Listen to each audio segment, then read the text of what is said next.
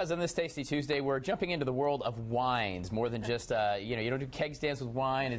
Wine's a little different beast. Complex, for sure. Yeah. Exactly. The wine expert of Colombia, ViniCola, Miss Erlinda Doherty. Now, a few minutes ago, we learned about how the grapes are a little different than, say, Welch's grapes. Correct. And what makes them red versus a white wine. Right. But what makes them dry versus, I guess, a less dry or wet? Or sweet. Sweets, Yeah. yes. It's a great question. So sweet wines tend to have detectable amounts of residual sugar actually left over in the wine once they've been fermented into alcohol. Whereas dry wines are the opposite. They've got very little sugar in them, so they actually taste like they could be drying your mouth out. So, right. And there's a whole spectrum, of course, in between. But yes, so sweet wines have a little bit of sugar, dry wines do not. So sweet wines, we're thinking like Moscatos, the sweeter Rieslings, that kind of thing. Correct, yeah. exactly. More off dry. And again, dry cabs like we had tried this morning, which tend to be just super dry. Yeah, so it goes red. Yes. All right, so wine, very much like wearing white after Easter, comes in seasons, right? I think so. Understand?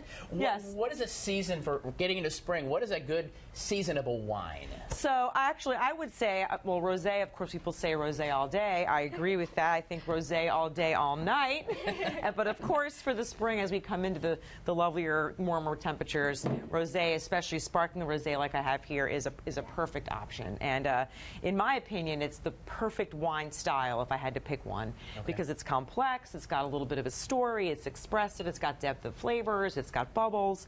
Again, it's expressive. It shows the terroir, the area that it's grown in. But more importantly, it's versatile. It is versatile. So when we talk about food and wine pairings, sparkling rosé is the most versatile of all wines. Yes, and I feel like with rosé, there's a rosé for everyone, right? Because there are drier rosés and there are sweeter rosés. Don't you think? Correct. Yeah.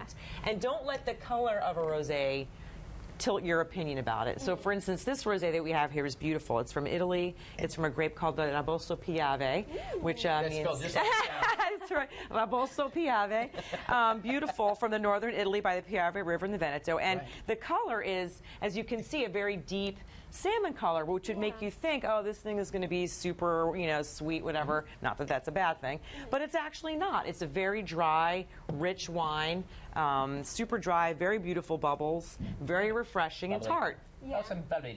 Miss Erlinda Doherty, ViniCola. I'll put some links for you at abccolumbia.com. Wine expert around town. I know you work with restaurants and do a lot of great stuff, but if you're curious really what's behind wine, then she's the one to ask. Absolutely. All right, nice. cheers. It's a Tasty Tuesday. Cheers. I love it.